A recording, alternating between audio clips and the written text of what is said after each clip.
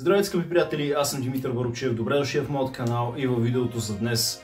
Днес ще обсъдим една доста сериозна и меко казано смущаваща тема, която със сигурност няма да се хареса на всеки и не е за хора с слаби нерви или хора, които просто се разстройват по-лесно. Също така и за непълнолетни лица, за това ще има червен знак 18+, горе в десния ъгъл през цялото време на видеото. Исках да говоря за този случай от много време, но все нещо ме спираше.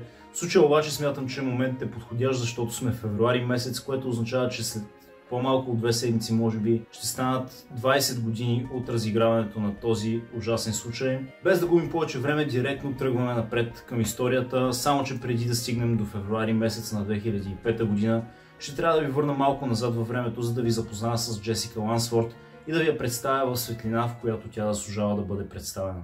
Джесика Лансфорд е родена на 6 октомври през 1995 година в Гастония, Северна Каролина. Всеки, който я познава, би казал за нея, че тя е тихо и добро дете с грееща усмивка. Когато тя е на възраст от 1 година, родителите й се развеждат, а родителските й права поема баща й на име Марк Лансфорд. Баба изподеля за нея, че тя не обичала да се влиза в стаята й без нейно разрешение.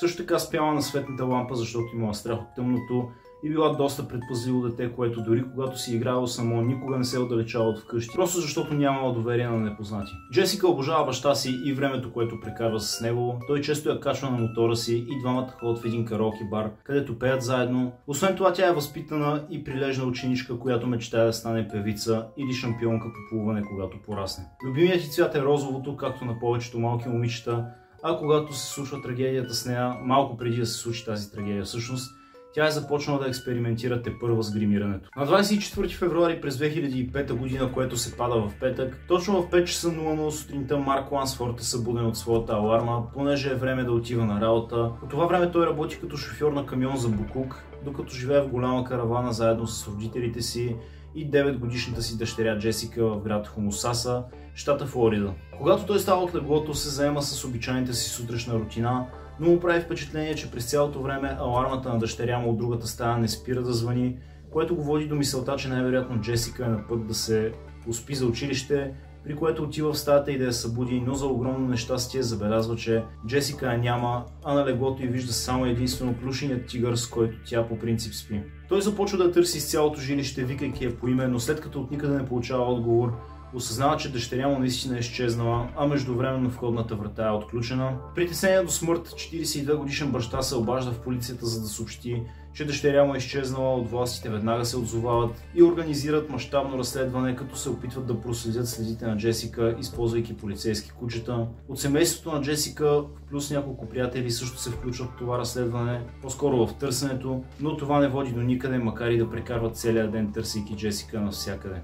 На следващия ден издирването минава на друго ниво, когато се присъединяват и федералните агенции. Също така стотици хора от други градове пристигат в град Хомосаса като доброволци да помогнат в издирването. Минават още няколко дни, в които всички са в невидение и под напрежение, а когато от цяла седмица няма и следа от малката Джесика, баща и Марк и родителите му буквално се поболяват от тревога. Някъде тогава те забелязват, че освен Джесика, от стаята й липсва и любимата играчка, с която винаги се играва, която е плюшен виолетов делфин. Както вероятно знаете, винаги когато дете бъде обявено за изчезнало, от полицията са длъжни да проверят абсолютно всички познати сексуални и детски насилници в окръга. В случая това не прави изключение и детективите се заемат точно с тази задача. Тогава те осъзнават, че един от най-известните насилници, познати на властите, на име Джон Коуи, е сменил адреса си и не ги е уведомил за това, а всеки един сексуален насилник, който вече е бил осъждан за това, е длъжен, когато реши да смени адреса си, просто да уведоми властите и да регистрира новият си адрес. Джон Коуи е арестуван многократно в миналото си за притежание на нелегални субстанции,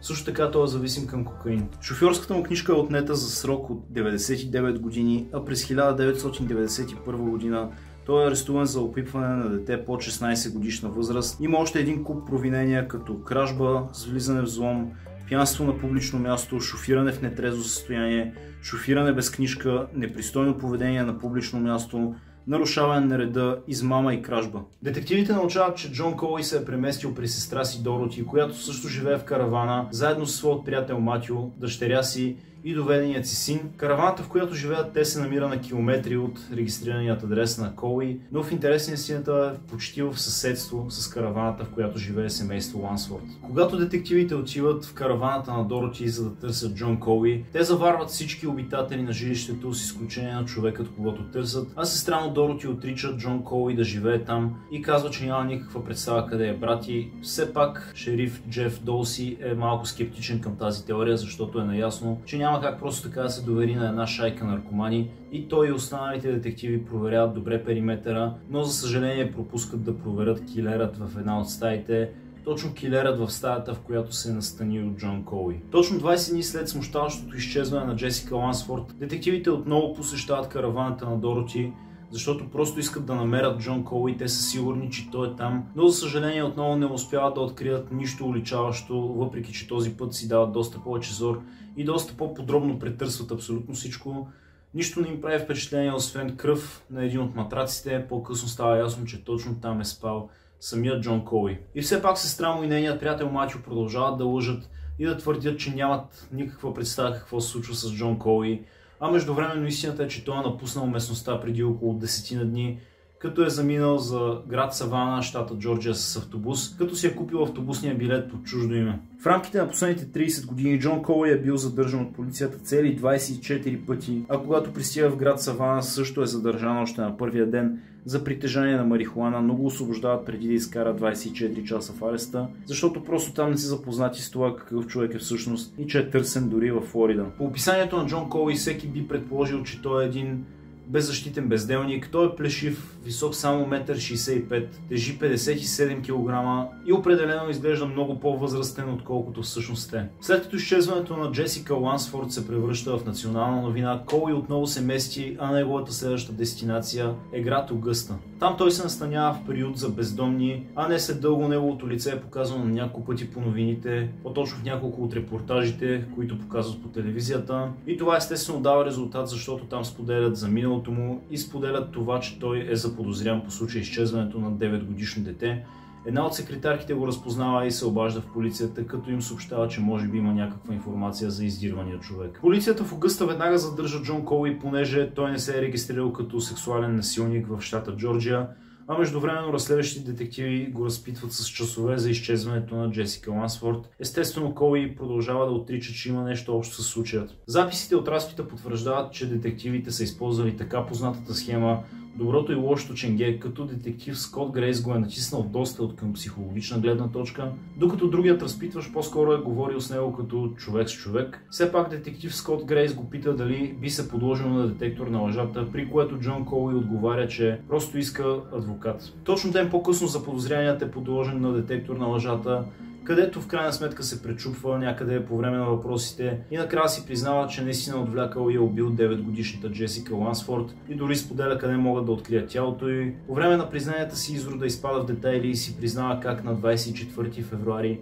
наистина е нахлул в дома на семейство Лансфорд в 3 часа сутринта, което е буквално 2 часа преди Марк Лансфорд да се събуди. Той е видял спящата Джесика, когато влязал в караваната и по някакъв начин я принудил да излезе с него и я замъкнал към караваната на сестра си, като тези показания отговарят на истината според полицията, защото те не откриват никакви следи от борба на мястото, от което е отвлечена малката Джесика. После той споделя, че е изнасилил на няколко пъти, след това отишъл на работа, като я заключил в килера, после се прибрал от работа, пуснал телевизора, пуснал новините, в които се говорил за изчезването и издирването на Джесика, и дори самата тя също чула репортажите за своето изчезване. Коуи допълва също така, че бил пиян и другиран през цялото време, когато се случило това.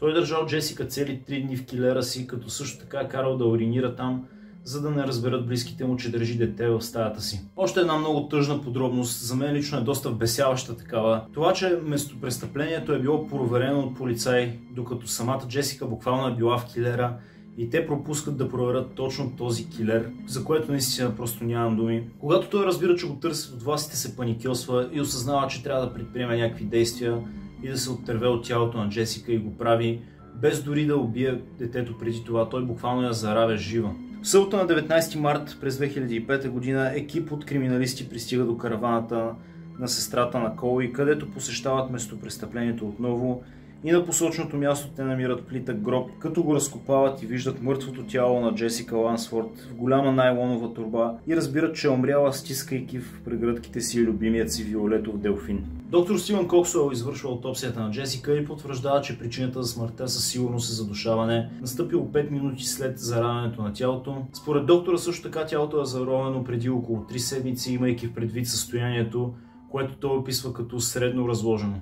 Едно от отявлените доказателства, че Джесика е била жива по време на заравянето си е, че след като това се е случило, тя е пробила с 2 пръста чувалът, в който е била вкарана, вероятно в опит да се освободи. Също така са открити и вагинални разкъсвания, които са се случили около 6 часа преди убийството. Майката на Джесика на име Анджела Брайтън прави изявление пред CNN, като просто с огромна тъга споделя, че убиецът със сигурност ще си получи заслуженото, а баща й Марк Лансфорд, доста по-ефектиран, поглежда в камерата и директно се обръща към Коуи с думите: "Надявам се да гниеш в ада, надявам се да получиш смъртна присъда." На 1 април през същата 2005 година са повдигнати тежки обвинения срещу Джон Коуи за влизане в взлом, за сексуално насилие и за убийство, предумишлено убийство при това на дете, а 5 дни по-късно с цялата си наглост той пледира за невинен в съда, а щатските прокурори заявяват, че ще се борят за смъртна присъда при всички положения.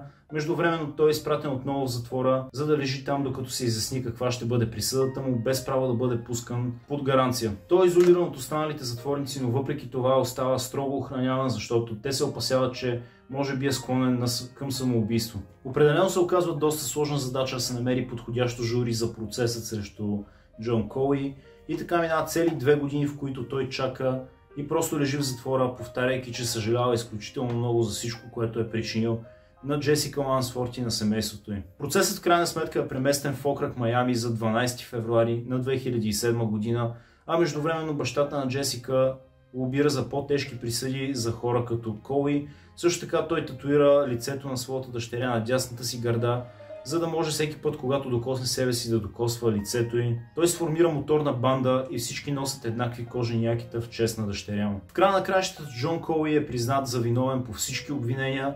Все пак доказателствата са безспорни, а и той си признава вината, но преди да получи доживотната или смъртната си присъда, той умира в затвора на 30 септември през 2009 година.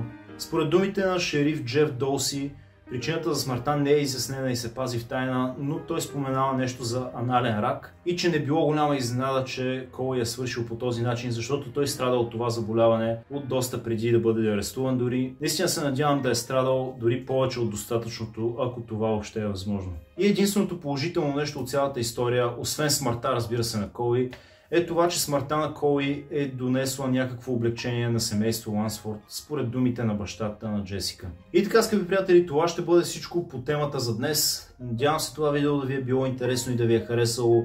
Ако това е така, може да ударите лайка и да пишете долу в коментарите какво мислите за случаят, който ви разказах днес. Също така не забравяйте да се абонирате за канала с камбанка, за да получавате известия всеки път, когато кача. По този начин помагате изключително много на мен, както и на себе си, защото също така се имунизирате с безсмъртието, което ви пожелавам в края на всяко едно видео. Бъдете живи и здрави, ще се видим следващата седмица, а до тогава, разбира се, peace!